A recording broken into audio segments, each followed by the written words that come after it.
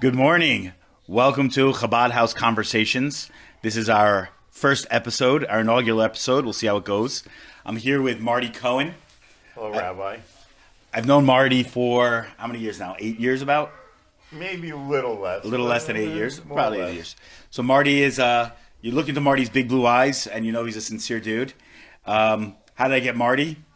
Grateful Dead reference in a sermon on Rosh Hashanah. Yeah? So that's where it began. That's maybe not the very beginning, but then we were bosom buddies for life after that. So that's what it was. So Chabad House Conversations, we're going to keep it very informal. We're just basically recording a schmooze, me and Marty, hanging out. We're at our Tefillin Club, and this morning we had just me and Marty here.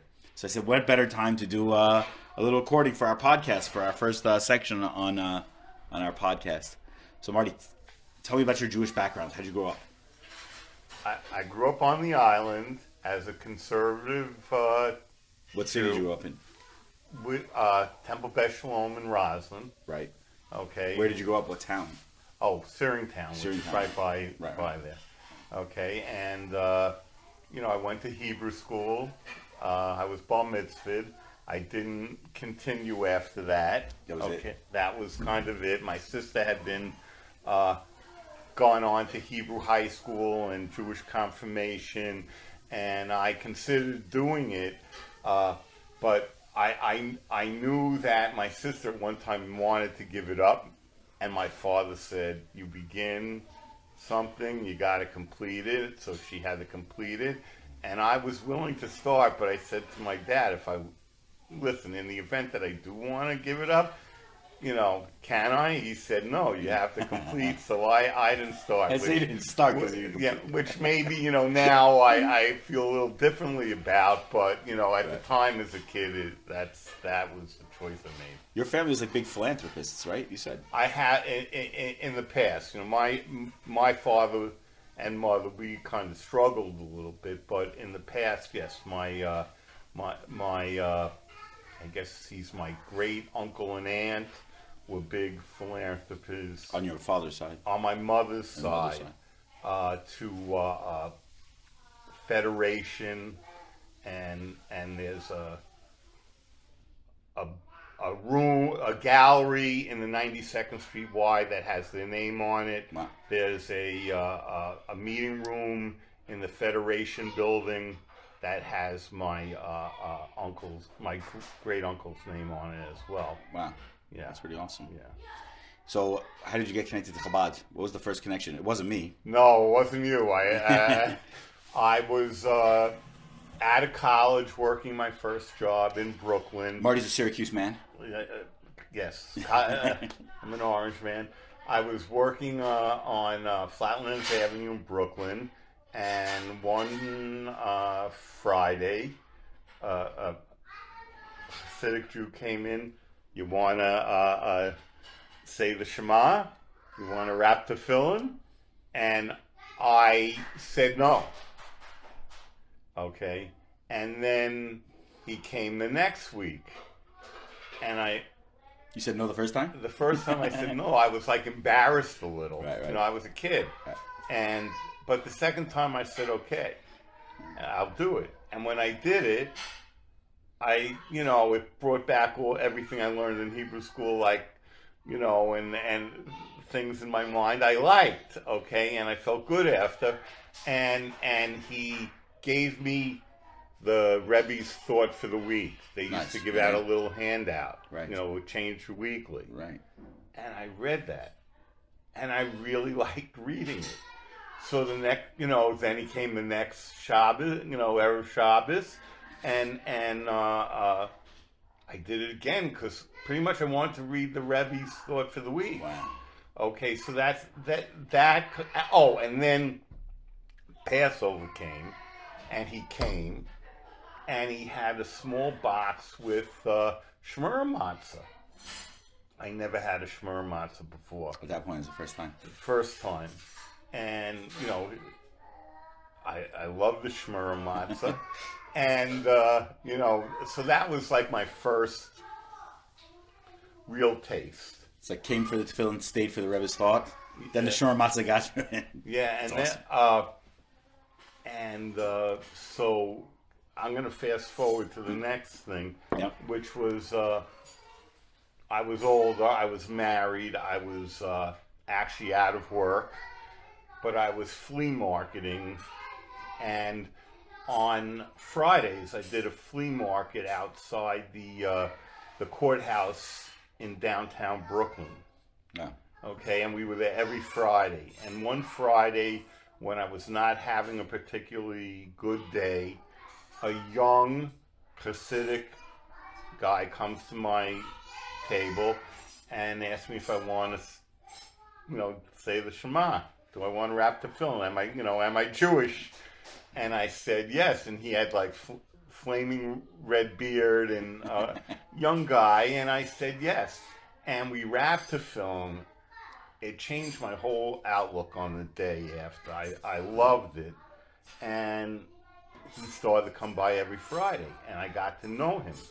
And I kind of heard in his voice that he wasn't the average Hasidic Jew that I hadn't come in contact before. Right. So he was like a betshuvah. And I learned his story. Wow. He was from the same hometown as my wife. Really? And where's that? In New Rochelle. Really? Okay. He told me that, I said, so Rashi, how did you get involved in Hasidic Judaism? He said, well, I was in college and I was missing a home cooked meal. And somebody said that the Rebbitzin is a very good cook. You should go for Shabbos meal at the Chabad house. And he said to me, she was a very, very good cook. Okay? That's awesome. And he said, that's what did it. That was it. Okay? And so, it was a nice laugh. But we developed a nice friendship. Right. You stayed connected with him for many years, right? After I left the flea marketing, we kind of were out of touch. And then when I moved to Syosset and I bought my first home, and I was wondering about what do you do for mezuzahs. I found his phone number. I called. His wife answered. That's amazing. I said, you probably don't know who I am. And she said, no, I know who you are. He has a picture of you from the flea market up by his desk. Wow. So it was beautiful. A really beautiful thing. That's beautiful. And then, we joined, when we were here in South. By the way, flea marketing is like a lost art. I miss flea markets. Oh, yeah. Now you just have like eBay and Etsy. And yeah, well, I like, was... Back then, it's like flea markets, like where you met people. You're like a social thing. Yeah, You bought your like kids like back to school stuff, baseball cards, collectibles, furniture. Like I love that. I love flea markets, and especially on Long Island. Well, what I did mostly was street fairs. Right. Which I loved in Manhattan. You met people. You were out in the nice weather. Right. There were tons of New Yorkers. It was a very New York thing. The street fair. Where'd you get your drug paraphernalia without a flea market back then? I plead the fifth. Anyway, so we joined a conservative shul, and then I liked it. I was tied to it for my daughter really to get a Jewish education. Sure. But after that, after she was bar mitzvah, we didn't continue. But I always considered myself a high holiday Jew. I would show up on high holidays. Right. Okay. And that was true. I went to a couple of Chabads. I went to Huntington. I went to Woodbury for the high holidays. And one day, because my wife had seen some stuff from the Rebbitzin online here at Miyad, she said, "This is where I'd like to go for the next high holiday." And you were on tour. You were on Grateful. Yeah, you were on Chabad House, Grateful Dead. And that was the one where we came here. And I'm gonna just make a little correction. The first thing that actually started my interest was when it was before the sermon. You made some reference. It was a baseball reference. Oh, you got okay. me. Right. And I said, what rabbi makes a baseball reference during the high holiday service? Okay, but it was appropriate, and I liked. It was It's shocking. I was appropriate. it hit me, you know, as Right. you know, it kind of got a hook in me. Right. And as a fisherman, The hook in me reference, yes. Okay, so and then the rabbi. Wait, did you go to Chabad when your daughter went to Ohio State? Did you ever connect with Chabad there? Because your daughter was in college when we first met. By the way, I did not. You never connected. Okay. She did. She did. Okay, right. and to be She frank, went on the Sinai Scout. She was on a part of the. she had a stipend she got for studying with them a little bit. Yeah. And to be frank, it's only recently I said, you know what, I really should have them on my thoughts and donation list, you know, of chat for tzedakah. That's amazing. You know, I didn't think of that Right. before till really just recently. Right. And, you know, Absolutely. I plan to That's great. start sending some tzedakah to the... If Michigan wins, you have to send to Michigan Chabad House. If he's going to Ohio State. That won't happen. Okay, that won't happen. But... we could make a friendly wager. Michigan wins, I have to give tzedakah to Ann Arbor, and if Ohio State wins, you have to give tzedakah. That I'll do. In fact, I'll do that right now. All right. How much are we doing? Well, let's say is $100 appropriate? That's what you think? Well, no, it should be a 108. 108. That's Chai also. It divides 108? Chai. 106? Yeah. Okay, whatever Chai is. 108. Okay, all right, my math. That's actually my Hebrew name, Gematria. The numerical equivalency of my name is Ches Nun Nun. Right. So Nun is 50, Nun is 50, and 8 is Ches. Okay. So yeah, it's 8. All right, 8. so that 108. Okay. 108. All right, we're in. Okay. There's a fist pound there for folks listening at home. Okay, 108 to the winner of the big game. And then, but there's also one more condition. Whoever, if Michigan wins, you have to say Michigan football team. Michigan Wolverines football team, not the team up north. You have to refer to us by our given name. The University I can't of even say Exogen.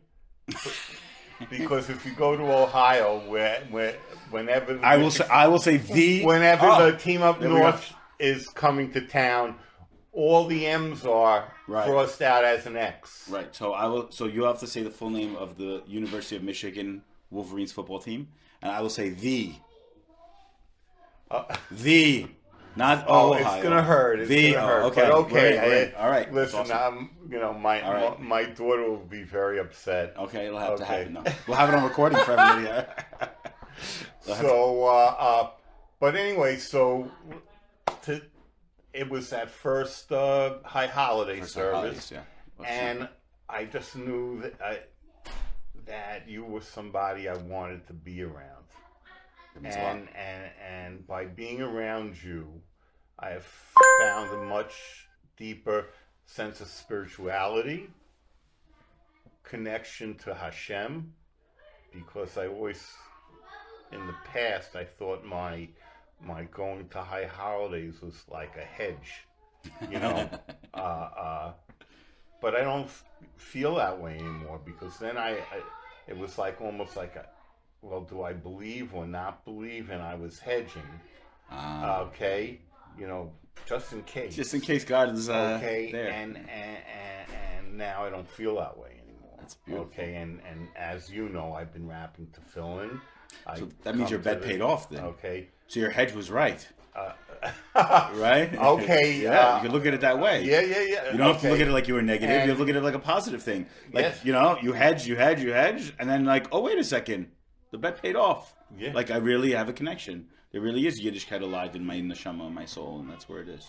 Yeah, So, by the way, I think that it was always there. It just this brought it out, and it was a conversation we had after the holiday about the candle burning. When I said you have to say it, not the second day, but on the first day to find everybody about the sermon. Right. But and so now I come to Tefillin Club. I rap Tefillin Every day, even on a weekday? Yes. Amazing. And as well, I've taken on, when I rap the Tefillin, working on what was my terrible way to read Hebrew, like stumbling through everything. Right. I'm trying to teach myself the whole Amida so I can do it all and read it all in Hebrew. And I'm not, I'm only to like the Tzaddiks, the prayers with the Tzaddiks. That's pretty far. Okay. It's more than halfway. That's where I'm. That's tremendous. Okay. That's where I am. That's amazing. Now, I've been rapping now this is at least from the beginning of the pandemic, so it's like 2.5 years. So it's taken me 2.5 years to go from the Verhafta to there. That's but, amazing. I'm slowly trying to get it so it's a sight word thing and I can, that's it, it's big. And so I can recognize those words elsewhere. Right. Right. Right. Absolutely. That's what you said. The sight word is so important for reading. Yeah. I found that too. Like there was a moment where almost when I was in yeshiva that it clicked. Like it's like the phonics of Hebrew kind of clicked for me. Like it's almost like my neshama understood it the whole time, but I couldn't verbalize it and think it. Yeah. And then all of a sudden you see the word like tzadikim, you see tzedakah, and you see tzedek, and you see you pick up on the root words and then you put it all together and then becomes there's a fluidity to your language. Yeah, because maybe not fluency, but a fluidity. The way I learned Hebrew, right. I could maybe sound it out, but each word was just like its own brick. Yes, its own word, right. And so I'm kind of teaching myself. That's awesome. There, I'm building the neshama within. And I'm also satisfying my mind with learning something. It's fantastic. Okay. And it's rewarding. Yeah, it's rewarding. Okay, when I finally say, well, it's time to take on the next paragraph, right? I feel really good about that. That's amazing. And I stumbled through that for months till I it's beautiful. You feel excited about it because, I also went through that process, and there was sometimes I felt it was very daunting on some level, but there was also an excitement. Listen, I thought it was daunting when I took it on, but now, because I feel like I'm going to be rapping tefillin every day for the rest of my life, I feel like I have my whole life to get this together. That's okay, so I don't feel like it's so daunting as much because, I'm eventually going to get there. Right. Okay. It's such a beautiful outlook. All right. So, it gives me a sense of pride that I'm to where I am. I never could see myself as even getting to there. And of course, I've been making sure that when I take on the new section, that I'm reading the English so I know what I'm saying. That's impressive also. And what that's about. And that's amazing. This is the extent of my Yiddishkeit maybe right now. No, it's more than that. I'm not gonna let everyone know all the secrets right away, but there's more to Marty's Yiddishkeit than that. That is amazing. Okay. Absolutely. There was a rabbi in Crown Heights, and he was speaking to the Orthodox community, the Chabad Orthodox community in Crown Heights. And there's problems in the community with families and this and that. And he said one of the biggest problems in the community, the root of the problem is people don't know what they're saying when they pray. And he's saying that to Orthodox Jews. Pirush Hamilos, the meaning of the words they say when they pray, people are saying it habitually. They've been saying it their whole life since they were, 3 years old, 5 years old, whatever it is, talking to an Orthodox crowd from birth.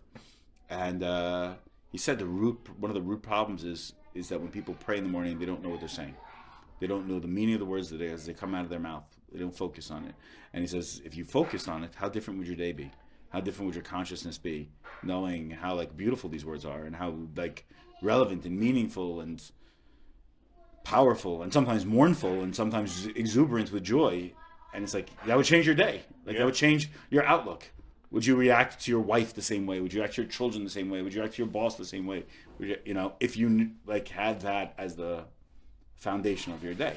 Yeah, listen, I to know, and I just mentioned that I'm up to the Tzaddiks now, right? And I didn't ever realize that I'm praying for for the tzaddiks of my past, and and stuff like that. I didn't know. Right. And to me, yes, that's meaningful.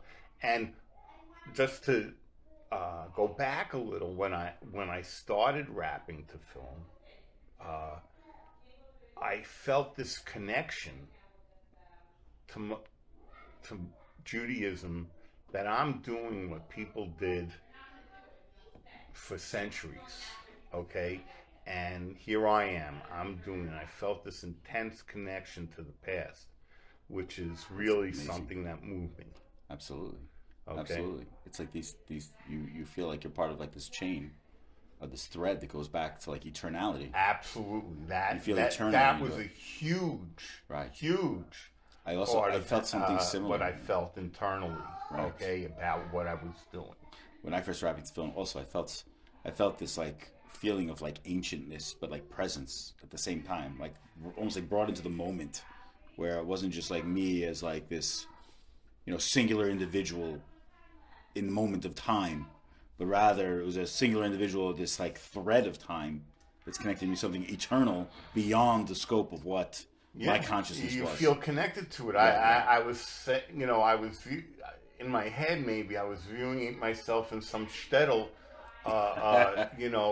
and that's where it was. Okay, for a moment in time. I was more thinking. I was more cosmic. I was not in the shtetl, but when I started, I was like, more cosmically connected that way. But like, absolutely, like, it's like. No, I view myself right. sometimes as somebody out there in the shtetl, or somewhere, maybe in wandering the desert, or who knows? I don't know, but I feel this connection when I put the tefillin on. Okay, it's beautiful. It's beautiful. Even in Kabbalah, it says that the tefillin are like a leash for a man to connect, to like take back the animalistic tendencies and bring out the godly tendencies of the person. So it's almost like harnessing like that godly energy that your ancestors also harnessed. That we all, it's like if you tie back the humanistic negative impulses that we have, or animalistic impulses on a worse level, then you bring out the godly ones, and those are the godly impulses that people felt in the shtetls, people felt in the desert, people felt wherever they were putting tefillin on, and we all you're sharing the same goal with every Jew who's ever put tefillin on. Right. Yeah. You're sharing that consciousness. You're like experiencing that. That's the intense feeling that I do get. That's amazing. It's beautiful. Yeah. All right, we're going to wrap it up with Marty. I had a stimulating time. I thought it was awesome. I mean, I knew some of Marty's history, but to hear it from him directly is amazing. And thank you, Marty, for coming on. It's my pleasure. And we'll do it again. Let's do it again. We will definitely do it again. Amazing. So thank you so much for tuning in. This is our first of our segments of Chabad House Conversations with Marty Cohen, myself, Rabbi Hanan Kravisky. Thank you so much for tuning in to our podcast. Have a wonderful day, and bring Mashiach now. We want Mashiach now. Amen. Mashiach now.